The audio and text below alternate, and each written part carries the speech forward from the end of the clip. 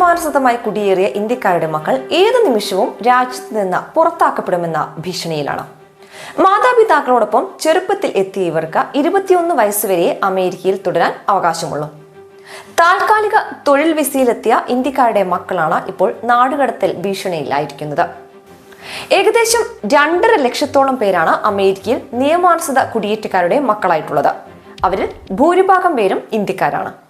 ചെറുപ്പത്തിൽ US-ൽ എത്തിയ ഇവരുടെ ആശ്രിത പദവി 21 വയസ്സ് വരെയാണ്. 21 വയസ്സ് തികഞ്ഞാൽ പിന്നെ നിയമപ്രകാരം അവർക്ക് അമേരിക്കയിൽ തുടരാൻ ആവില്ല. 1.2 ദശലക്ഷത്തിലധികം ഇന്ത്യക്കാരാണ് നിലവിൽ ഗ്രീൻ കാർഡിനായി കാത്തിരിക്കുന്നത്. എന്നാൽ ഡോക്യുമെന്റഡ് ഡ്രീമേഴ്സ് എന്ന ഈ വിഭാഗത്തെ സഹായിക്കുന്നതിനുള്ള നിയമനിർമ്മാണത്തിന് റിപ്പബ്ലിക്കൻ പാർട്ടിക്കാർ തടസ്സം നിൽക്കുകയാണെന്ന് വൈറ്റ് ഹൗസ് കുറ്റപ്പെടുത്തുന്നു. അതേസമയം നിയമനിർമ്മാതാക്കളും അഭിഭാഷക ഗ്രൂപ്പുകളും ഈ വ്യക്തികളെ സംരക്ഷിക്കാൻ നടപടിയെടുക്കാൻ ആവശ്യപ്പെടുന്നുമുണ്ട്. ഈ വിഭാഗത്തെ സഹായിക്കാനുള്ള നിർദ്ദേശം റിപ്പബ്ലിക്കന്മാർ നിരസിച്ചതായി White House press secretary Karine Jean Pierre മാധ്യമങ്ങളോട് പറഞ്ഞു.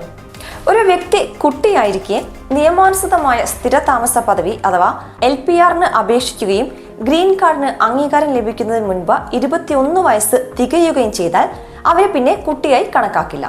ഇതിനെ ഏജിംഗ് ഔട്ട് എന്നാണ് വിളിക്കുന്നത്. അപ്പോൾ ആ വ്യക്തിക്ക് സ്ഥിരതാമസ പദവിക്ക് പുതിയ അപേക്ഷ ഫയൽ ചെയ്യേണ്ടി വരും. അമേരിക്കൻ നിയമപ്രകാരം ഇമിഗ്രേഷൻ ആൻഡ് നാഷണാലിറ്റി ആക്ട് ഒരു കുട്ടിയെ നിർവചിക്കുന്നത് അവിവാഹിതനും 21 വയസ്സിന് താഴെയുള്ളവനും എന്നാണ്.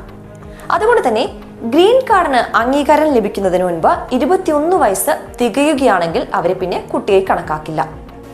നിലവിൽ അമേരിക്കയിൽ ഗ്രീൻ കാർഡിനായി അപേക്ഷിച്ച് കാത്തിരിക്കുന്നത് ലക്ഷക്കണക്കിന് പേരാണ്.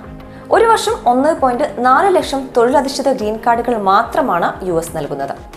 ഓരോ രാജ്യത്തിനും 7% എന്ന പരിധിയുമുണ്ട്. ഇക്കാരണത്താലാണ് കാത്തിരിപ്പ് അനന്തമായി നീളുന്നത്. നവംബറിൽ പ്രസിഡന്റ് തെരഞ്ഞെടുപ്പ് കൂടി നടക്കാനിരിക്കെ ഇനി അധികാരത്തിലേറുന്ന പാർട്ടിയുടെ തീരുമാനവും ഗ്രീൻ കാർഡിന്റെ കാര്യത്തിൽ നിർണായകമാകും. എന്തായാലും ഗ്രീൻ കാർഡിനായി അപേക്ഷിച്ചവർ കൂടുതൽ കാലം കാത്തിരിക്കേണ്ടി വരുമെന്ന് തന്നെയാണ് വ്യക്തമാകുന്നത്.